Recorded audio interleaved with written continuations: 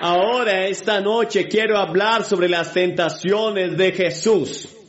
Quiero que vayan conmigo al 4º capítulo del libro de Mateo. Y comenzaremos con el primer verso, estas palabras de las que quiero hablar, las tentaciones de Jesús, esta noche.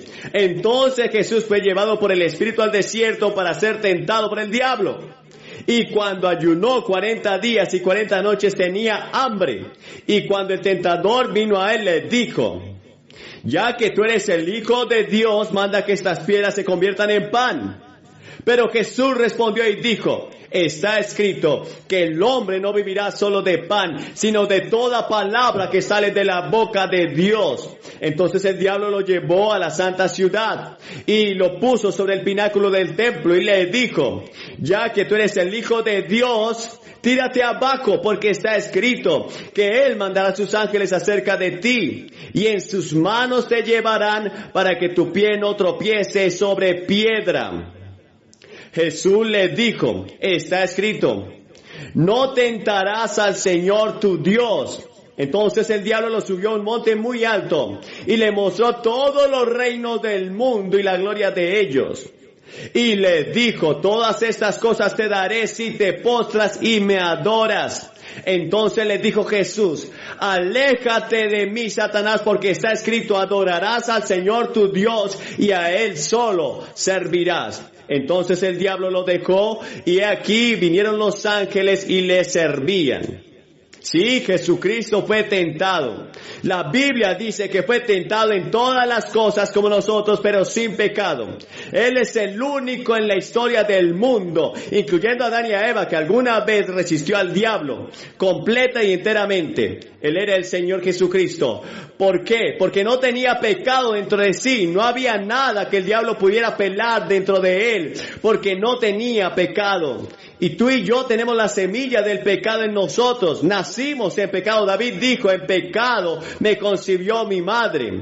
Y la Biblia dice que todos hemos pecado y estamos destituidos de la gloria de Dios. Y la palabra pecado significa que hemos quebrantado las leyes de Dios, hemos quebrantado las leyes morales de Dios, y todos estamos en esa categoría. Y luego en Efesios 6 y el verso 12 leemos estas palabras hablando de ti y de mí.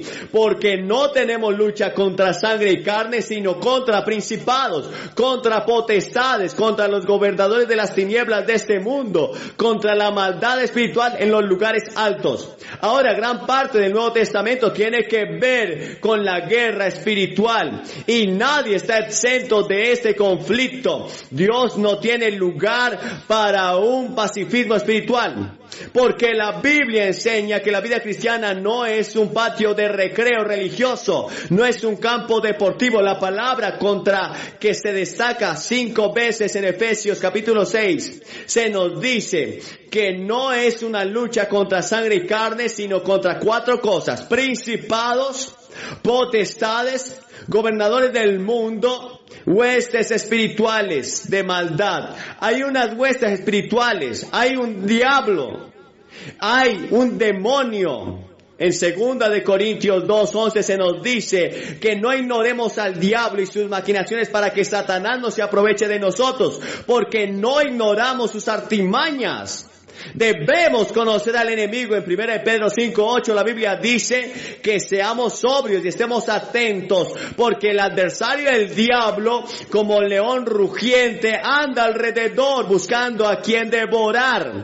El diablo anda buscando a quien devorar.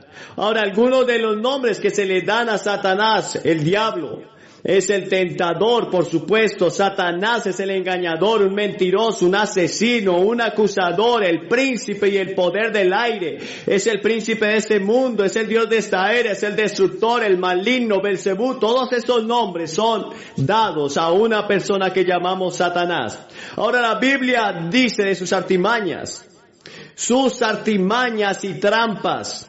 La Biblia advierte que engaña y seduce, se opone, resiste y engaña y siembra cizaña y dolor y estorba, bofetea, tienta y persigue y blasfema.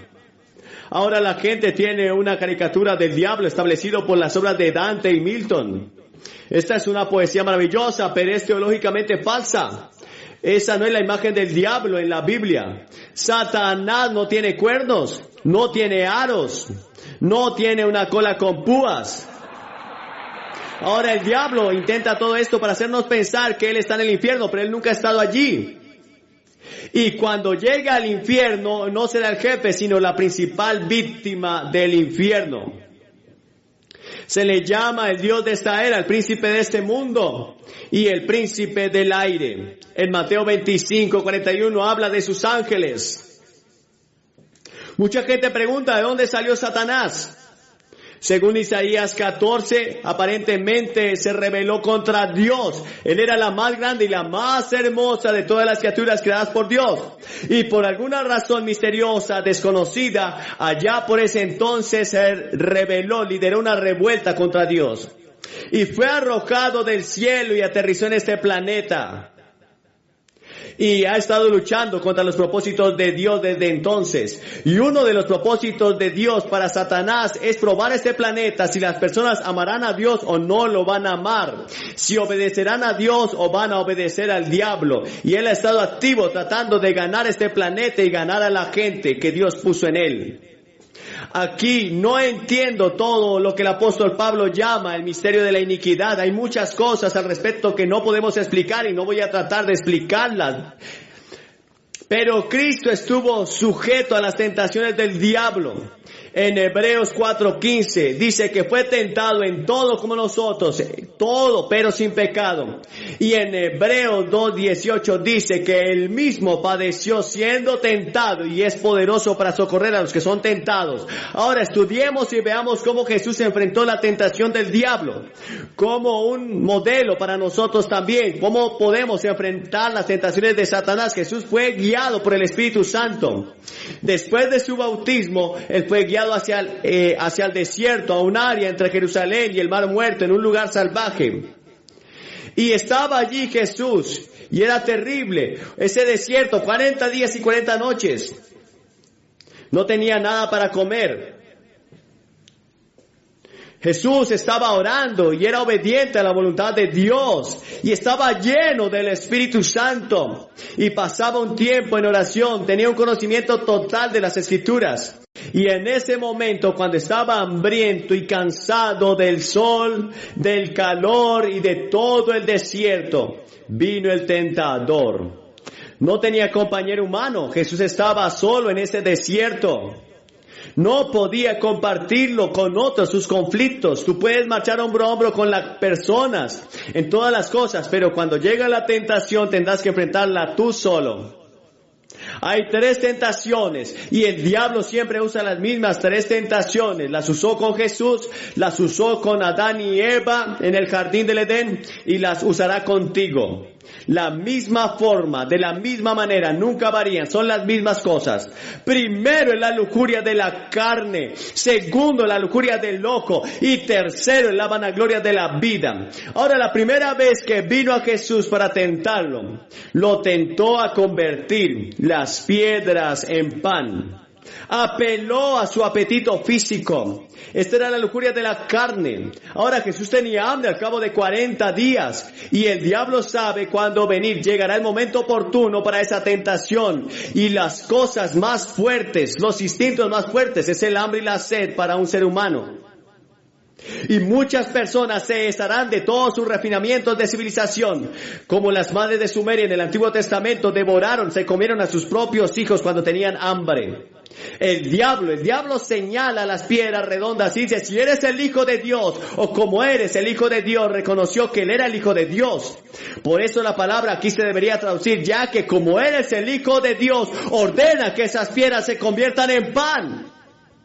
Ahora, la sola mención del pan debe haber hecho saltar de deseo el cuerpo hambriento de Jesús.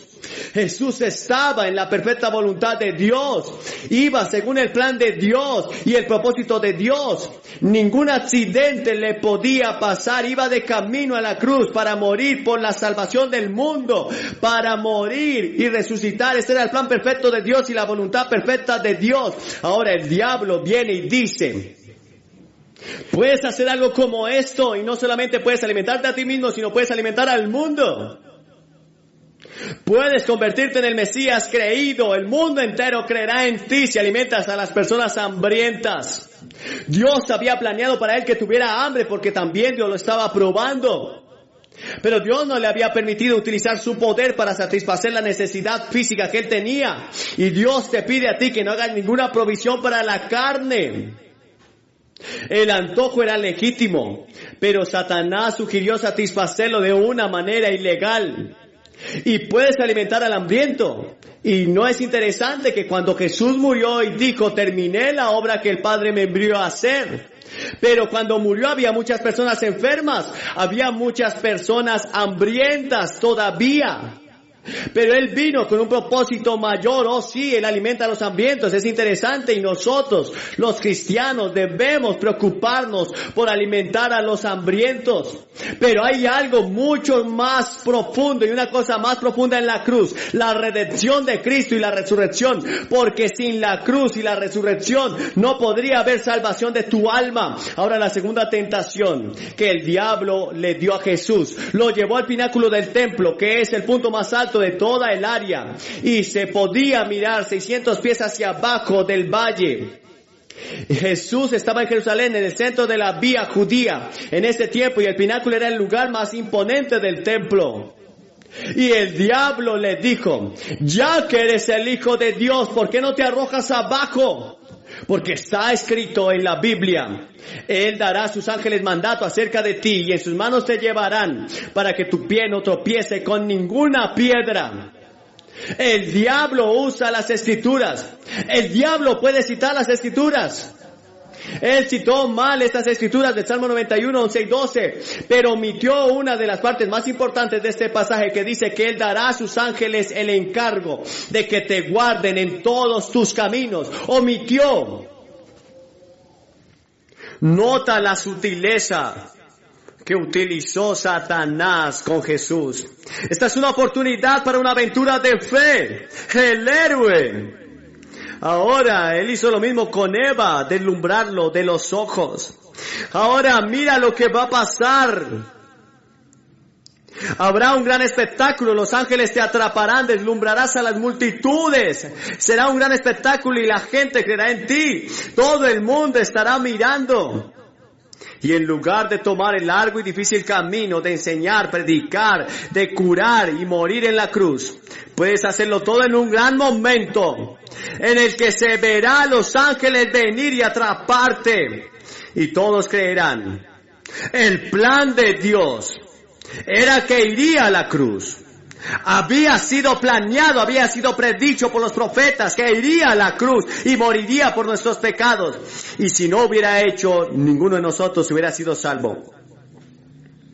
Y Jesús respondió, de nuevo está escrito, usó 3 veces esa palabra, está escrito. Debes saber la palabra de Dios. Cuando venga Satanás, puedes usar y citar un versículo de la Biblia y él no puede resistir la palabra de Dios. Es la única arma que tú tienes contra la tentación. Usa la escritura, no tentarás al Señor tu Dios. Ahora, ¿cómo tentamos a Dios? Lo tentamos cuando dejamos el camino señalado de la obediencia para ir por el camino del mal y esperamos ser librados. Hay mucha gente que sigue haciendo mal tras mal tras mal y espera que Dios los libre. Es como jugar con una serpiente de cascabel. Y luego la tercera tentación fue la tentación de la ambición. El diablo ahora usó una carta de triunfo. Ninguna otra persona en la historia había resistido alguna vez esta carta. Se quita el disfraz, le lleva a un monte muy alto y le muestra todos los reinos del mundo en un momento. Y el diablo le dice, todo este poder, todos estos reinos, todas estas naciones, todas estas riquezas, toda esta gloria, te la daré si me adoras. Solo un instante, inclínate ante mí. Inclínate un momento y eso será todo. En un momento todo será tuyo, el esplendor, la soberanía, el poder, la pompa, la deslumbre, el poder de Nínive, de Babilonia, de Persia, de Grecia, Roma, Francia, Alemania, Italia, China, India, América, la Unión Soviética, todo será tuyo. Jesús podía haberlo tenido todo, para siempre. Tú dices, ¿el diablo tenía el poder de darle todo eso? Jesús nos dijo que él no podía. Le dijo, él tiene un poder tremendo, es el príncipe de este mundo. Es el príncipe y el poder del aire, es el Dios de este mundo. Ahora Cristo ya se le había prometido todos los reinos de este mundo. Pero solo por sufrir en la cruz los va a conseguir, va a ser el Rey de Reyes y Señor de Señores y gobernará el mundo entero en un día futuro, cuando todos estaremos en el reino de Dios. Pero el orgullo de Satanás estaría satisfecho para siempre si solo Jesucristo, el Dios, se inclinara ante él. Esta es la imagen más cobarde de Satanás. Y nadie tiene más hambre de gloria y de adoración. Nunca eres más parecido al diablo que cuando quieres crédito por lo que haces. ¿Qué hay de ti? ¿Cómo eres tú? El salmista había predicho citando que Dios le daría a las naciones por herencia. El diablo le prometió todo a Cristo si doblaba sus rodillas ante Él. Si los hombres solo le sirven a Él, le dará fama, honor, riquezas, posición, pero muchos de ustedes lo siguen por nada. Lo siguen tan solamente por nada. La gente de hoy sofocará su conciencia, asesinará su principio, su compromiso por asegurar lo que desean. Satanás dice, por un momento inclínate y ese dinero será tuyo. El cargo será tuyo. Ese premio político será tuyo. Esa posición será tuya. Esa fama será tuya. Ese negocio será tuyo.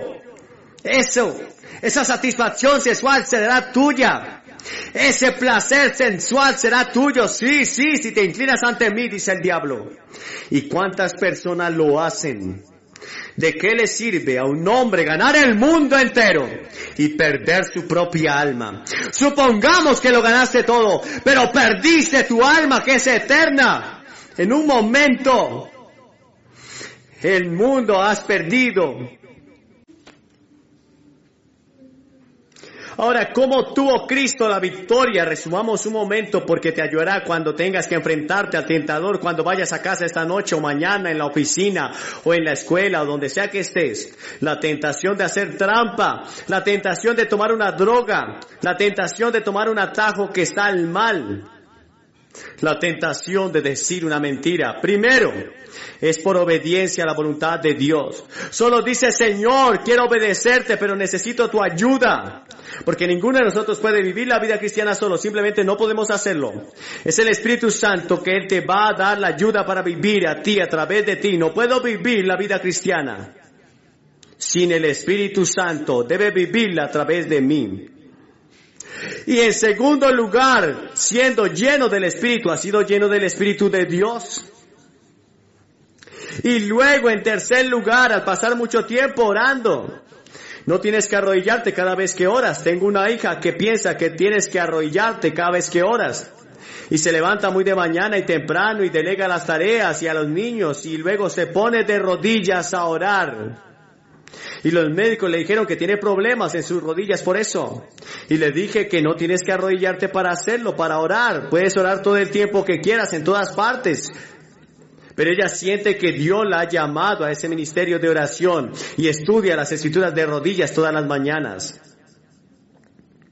Pero puedes orar todo el tiempo. Incluso mientras predico aquí esta noche, yo estoy orando por ti. Estoy diciendo, Señor, ayúdame a decir lo correcto. Ayúdame a decir lo que va a ayudar a alguien aquí esta noche que necesita este mensaje, porque este mensaje es para alguien aquí. Para muchas personas aquí esta noche. Es necesidad. Y luego, en cuarto lugar, te encuentras conociendo las Escrituras. Es la única persona que nunca se rindió ni se rindió a la tentación de Satanás y lo hizo citando las Escrituras. Es Jesucristo. Está escrito en Santiago 4:7, dice, sométase por lo tanto a Dios, resistan al diablo y huirá de vosotros.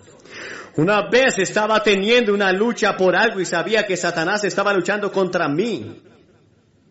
Y recordé este pasaje de Santiago y dice, resistan al diablo y huirá de vosotros.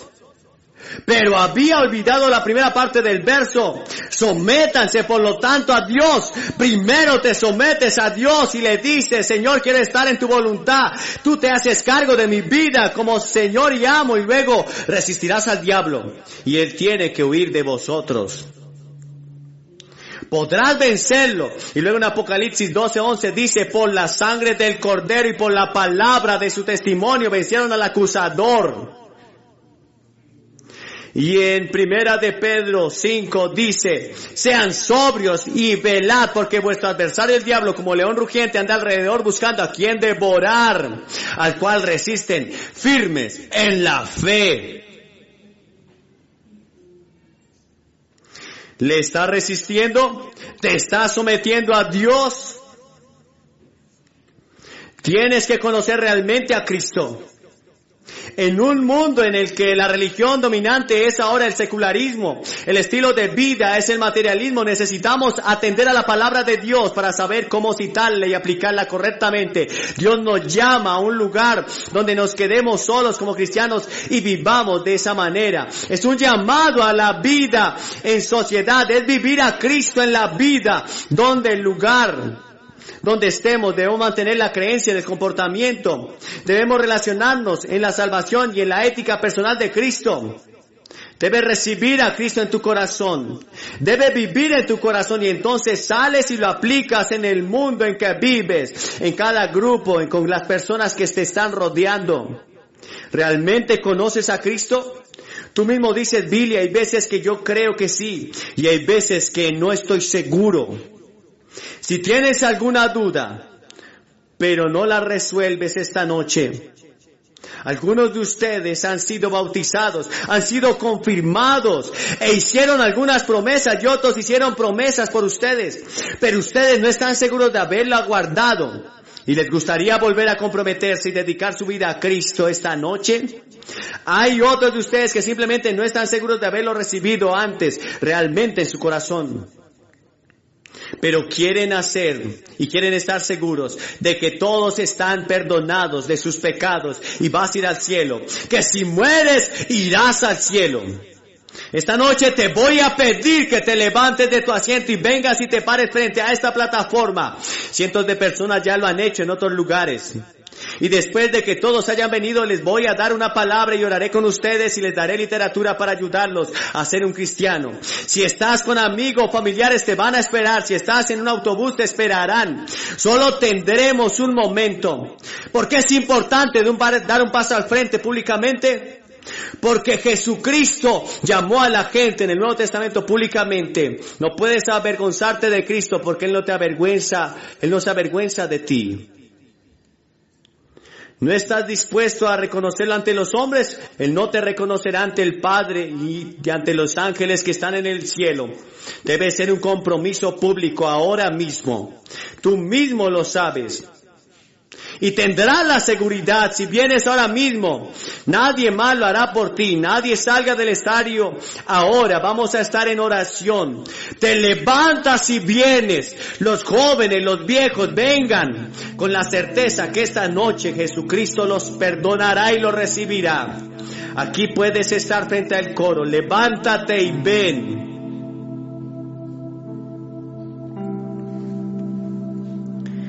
Si esta emocionante predicación ha tocado tu vida y quieres recibir a Cristo en tu corazón, te invitamos a que repitas esta sencilla oración. Señor Jesús, hoy reconozco que soy un pecador.